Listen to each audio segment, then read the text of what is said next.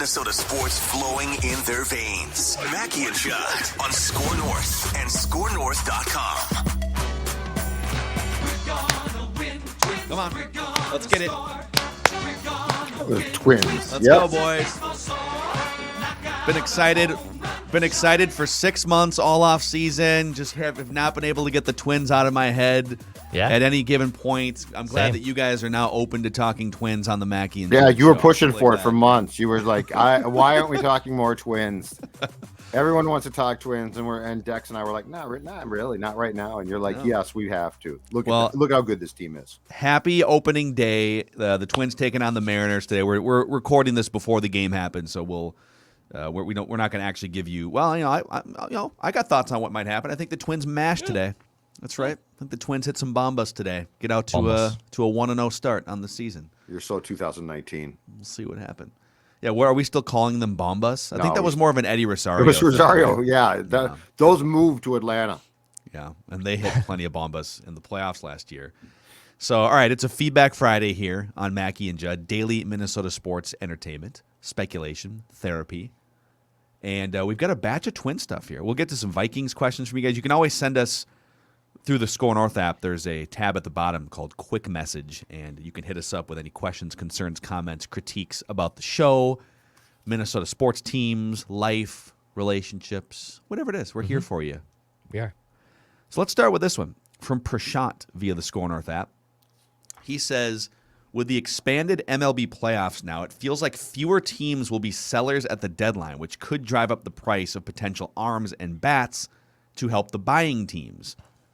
Let me stop there for a second. It's interesting because there's more playoff teams, which means there's going to be more teams that are thinking they can get to the playoffs, which means there will be fewer selling teams in general than when there were only 4 playoff teams, let's say a few years ago. So I agree with that. The Twins have shown this year they're more likely to part with people in their farm system for proven commodities. But should they be more active in the beginning of the season here or pick up some veterans in case the price for, say, a Frankie Montas or a Cedric Mullins or some other players becomes astronomical by the fact that they'll be competing with more teams at the deadline, presuming they're in playoff position at that time? Thoughts? Yeah, I think that is spot on. Absolutely correct. I think that whether we like it or not, in their mind, Chris Paddock is a significant upgrade. And so, like, if we think, well, they're going to make a trade at the deadline and go get a guy that's a big name ace, I think the answer is they're not. So, yes, I would have liked to have seen them probably pursue ideally at this point in time, because I think we were in the window from the time the lockout came to an end until today, where they clearly were going to make their most significant moves. So as far as the pitching staff goes, the starting staff, I would have liked to have seen probably a guy who doesn't have a potential UCL problem like Paddock does. I agree completely with the comment. I would just caution against this. Don't think that this means that they're going to make a big move in July, because my guess is they're probably not. Trades, perhaps. Big move, probably not. What do you mean? You mean they're not? You don't think they're going to make a big trade in July? Is that what you're saying? Correct. I don't think that they're going to go out and get another pitcher like we always expect. They're going to go out and get another big name or a potential. You think they're done adding big names to this team? Yes. Oh, wow. Do you want to write that down? I think they're done. Well, no, because I mean, what's a big name? I'm just saying, if we expect them to go get what we consider to be, to use our old term, a true ace, I would caution that I don't think that they probably are. Okay. And I think I disagree. I mean, how active they've been for the last month is so different. Like, we're not they're doing things in the last month that they haven't done in my life, really, watching Twins baseball. I mean, Jack Morris, 1991, but Carlos Correa is one of the best players in baseball. He's the most expensive on an average annual basis infielder in baseball. And I think where you're going to agree with me here is they should. Like, they should be looking to add. Why would you get Carlos Correa and then stop short of, well, we might have a chance to do something special, but I don't know, Royce Lewis, who cares at that point? Royce Lewis is a theory, and I know you agree with me on this point, but like Royce, I would trade any prospect in the Twins system for Frankie Montas or an equal or better starting pitcher, whoever's out there. So it would be 2 years of Frankie Montas. He was one of the best starting pitchers in all of baseball last year. He has filthy stuff. And I think people get so tied up, and the Twins have done this historically too. Fans do this like, wow, but I don't know. Aaron Hicks, like you look at the best case scenario for a prospect and think that like that's what you're trading. But more often than not, if not 90% of the time, that prospect only pans out to a certain point or is a complete bust.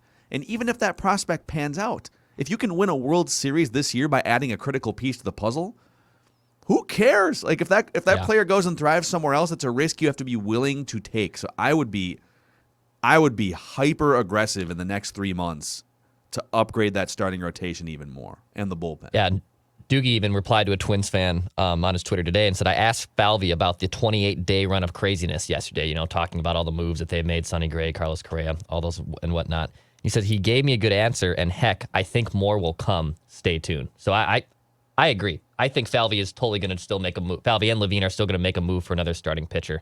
That's even a bigger upgrade in the rotation. I just if they're legitimately competitive by the trade deadline, which I know it's late this year. I think it's in August. It bleeds into August. It's not towards the end of July like it typically is. It's like August 3rd, I think. Is what Doogie said.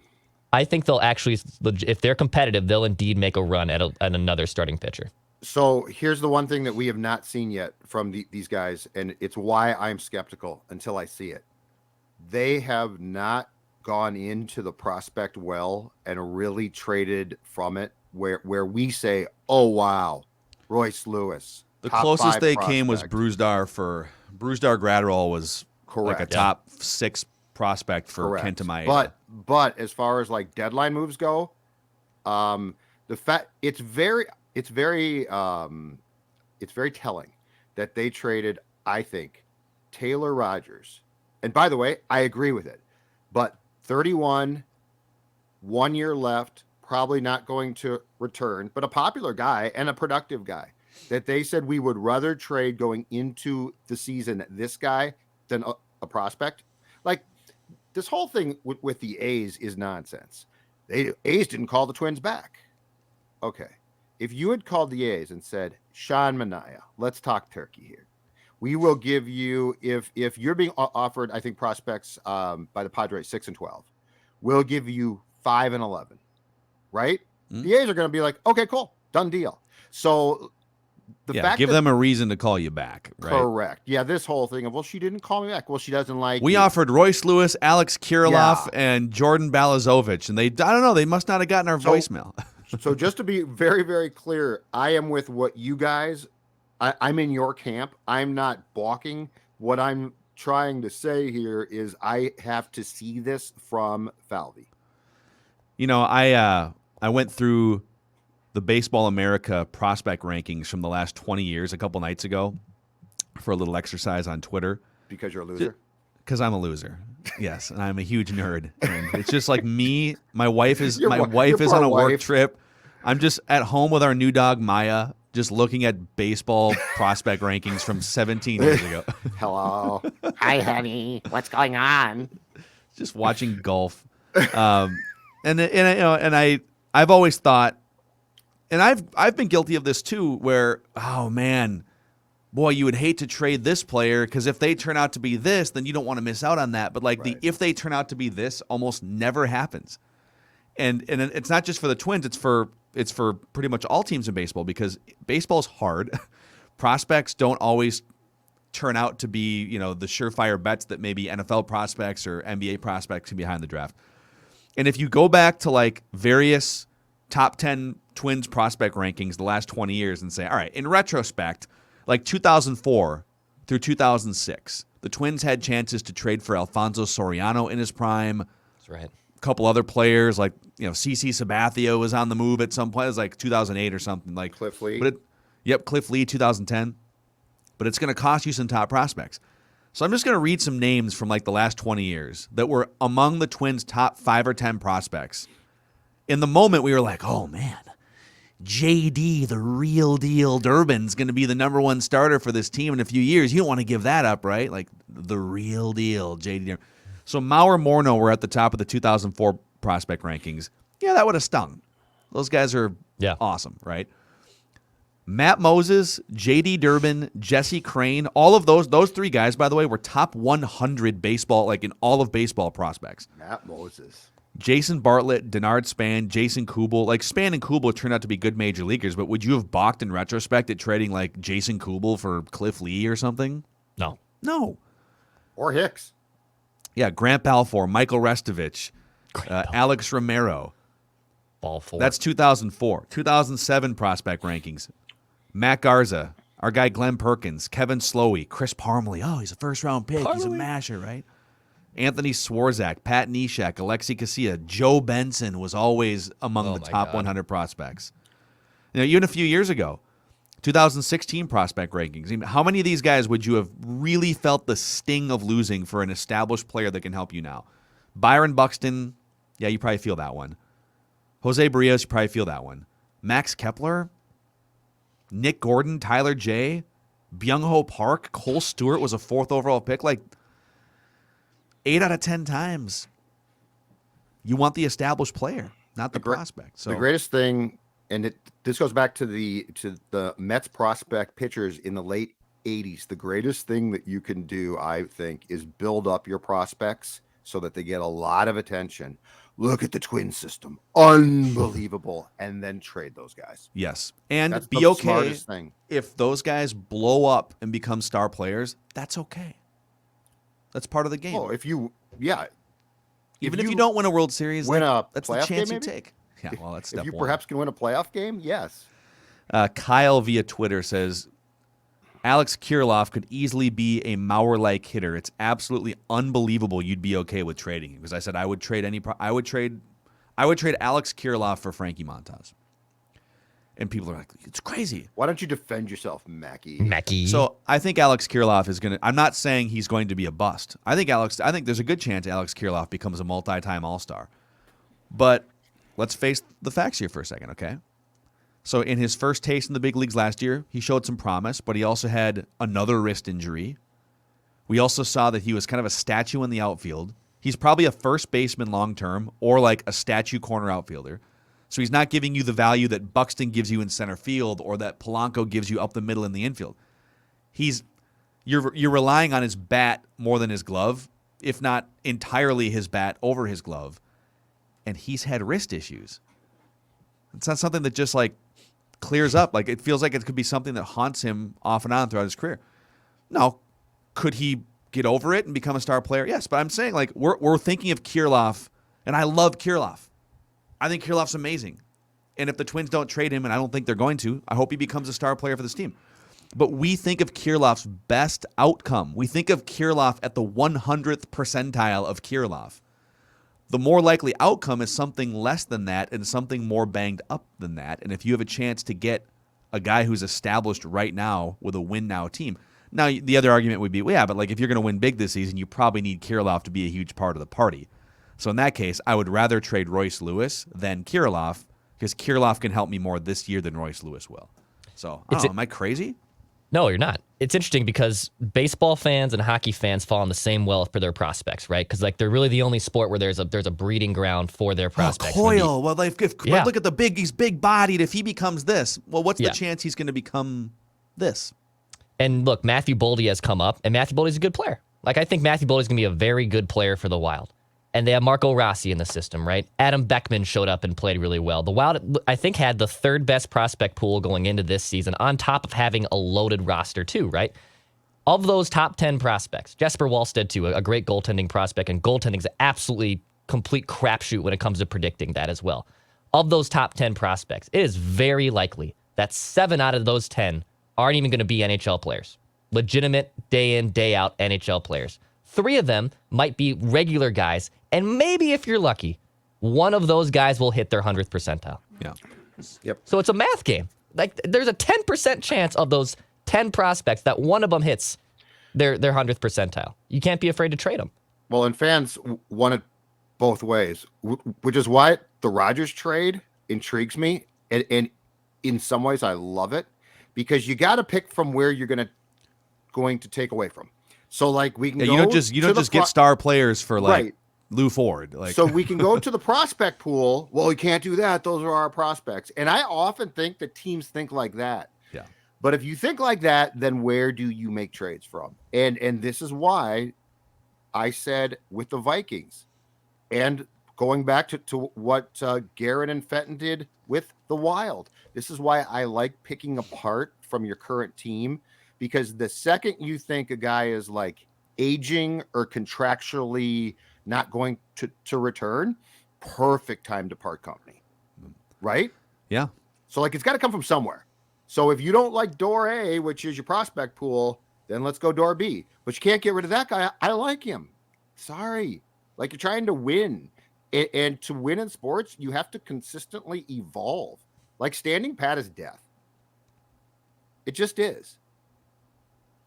You shouldn't stand pat on your health either. If you're a man, whether you're entering your 30s or your 40s or your 50s, we kind of represent all of those age groups here on this show. And Mayo Clinic, Minneapolis, right across from Target Center, Target Field, is accepting new patients. So check them out. sportsmedicine.mayoclinic.org if you are, let's say, a weekend warrior athlete. Like you're like Declan and I, like to go golfing on the weekends, or Golfing maybe on Sunday. shoot some hoops once in a while like Judd does. Mayo Clinic Square, right across from Target Center and Target Field, with underground parking. You can request an appointment and go where the pros go to get checked out. sportsmedicine.mayoclinic.org. Also, a shout out to our friends at Dennis Kirk. Dennis Kirk, always a big supporter of opening day and the baseball season, and us here at Score North. So if you like to ride, if you like to get out and enjoy the spring and summer months on the open road, they've got you covered with 160,000 parts and accessories in stock, same-day shipping on orders placed before 8 p.m., and, free shipping on orders over $89. So check them out. Getting gear, head to DennisKirk.com. They ship today. Ride more, wait less at Dennis Kirk. Tyler Anderson asks via the Score North app, now that the Twins have Carlos Correa, what percentage do you guys think the Twins are going to make the playoffs? I think it's right as it's constructed right now. I would say it's like 40%. 40%. So still likely that they won't, but I think they're close to be a coin flip team with the extra wild card now added. So I would say 40%. I'll go 25%. Okay. Like, I need to see a lot here, so I think it's like 25%. 50%. It's like a coin. I mean, if they added, if a couple of these young arms popped up, if Duran was just like a lights out reliever, all right, now I'm going to add percentage points. 538.com has the Twins at 44% to make the playoffs going into the season, 83 wins, and a plus 21 run differential. They have the Twins at 24% to win the division and 3% to win the whole bleeping thing. there is a God. What does that mean? 3%. I'm surprised at 3%. Need it should be lower? Why are you yeah, so right down now- on this team, dude? Like their Because lineup is their lineup. They've got excited for the legit starting season. pitchers. But because there are so many question marks. But you talk Byron about Bu- this team like they're like a 75 win dumpster fire. Well, They just first of added all, a bunch of huge pieces in the last month. I like what they've done, but the reality is this. With Buxton, we have no idea. Like, we really don't know.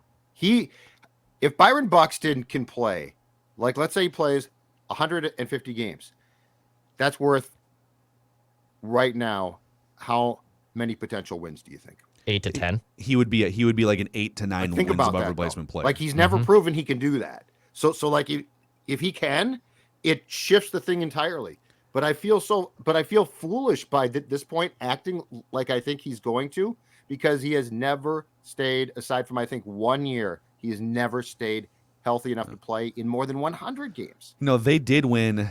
I mean, not that this is an accomplishment, but like they won 73 games last year, mostly without Byron Buxton for like huge chunks of the season. Yep. And without Sonny Gray, without Joe Ryan came in for like 5 starts. Like, I just think this is such, and the chemistry, like this is such a different team. Do I think they're a 100 win team? No. But obviously you are more down on them than Declan and I, and we'll see what happens. I hope they're good. Be more fun. Chuck Steidler via the Score North app says, I've been a listener since you guys were on 1500 ESPN. You talk about baseball maybe 3 minutes a day now on Mackey and Judd. It has become Purple Daily and Judd's Hockey Show episode 2 on Mackey and Judd. Would really like to see you guys actually talk about baseball instead of Kirk's contract for one day. We're doing that right now, actually, Chuck. Pitch Clock, Ghost Runner, Shift Bands, all of which y'all haven't covered, and it's opening day now. Big fan of you guys. I know you can make solid baseball content too. We literally used to pride ourselves and brand ourselves as the place for the best or most entertaining daily baseball and Twins discussions. And I think we, at Score North, when we had a much bigger staff too, we had the Score North Twins show every day was like the place to be in podcast or radio form. And we've kind of just been responding to the audience. We see podcast and website and YouTube numbers the last couple of years, just the interest has not been there. Part of it's the Twins just disappointing everyone and being a buzzkill. So we're just reacting to you guys. You guys have just responded so much more to the Vikings and the Wolves and the Wild conversations. But now that the Twins have made a bunch of moves and the season's here, we're here. We might not be talking Twins for like an hour a day. We would love to. But if they win games, get off to a hot start, and there's fan interest, we will mirror that fan interest on this show. Fair to say? Absolutely. I like how you put it. Yeah. Zombie the Dragon on Twitter says, so he's referring to our private jet conversation from last week. Mm-hmm. Oh, yeah. I believe, Judd, you said that you got to have like billionaire money to fly private. And I was like, I don't know. I feel like consistently. You can fly private for, you got to be worth millions. But Zombie the Dragon has some insight here. Okay. Nice. He says, as an employee actually working for a large private jet corporation, Oh, cool. Judd is completely wrong about private jets. He has no idea what he's talking about. Tell him to stick to football and stay out of aviation discussions. Mike Zimmer could definitely charter or buy a private jet. Because my contention was, why is Mike Zimmer just hanging out at the airport? Right. Flying Delta. That dude's got he's making like $8 million a year. Heck, can't Does he explain though how much it costs? And I'm curious then. He didn't give me like a pricing scale here, but he's saying that you don't need to be a billionaire to regularly. Maybe Judd does know something we don't know. Well, but he's not going to back up his statement. I feel like if you're going to say I'm wrong, then I'd like some information to educate. Okay, Zombie the Dragon. If you could reply with a pricing structure, we will talk about it on next. Well, week's and can I afford Friday. to buy a jet? How nice a jet can I buy? I don't want to buy a propeller. I need jet engines. How nice? You just need a little 8 to 12 seater. I don't want something where it's just going, and then he's like, "Oh my god, I'm scared. I don't want that." Like an Indiana Jones plane from the 40s. Yeah, I don't want something. that crap. Zombie. Hit us, Zombie the Dragon. Send us a note with some general pricing guidelines. I just want. Yeah. All right. Educate myself. Eric Barsness via the Score North app says, after the Twins acquired Correa, all Minnesota sports teams have at least one great player. Who is the best player in Minnesota right now? I love that question. I've given this a lot of thought. This is, oh my God, this is such a good point because it's true. There are superstars. We're oozing with superstars here. Anthony Edwards just dropped 49 points last night too. I actually, I'm going to go recency bias and probably the sport that I have watched the most. I'm going to go Kirill Kaprizov. Yeah. Yeah. Kirill, I'm with Judd too. In terms of his peers, Judd and I were kind of making up a mock list the other day on a Judd's Hockey Show.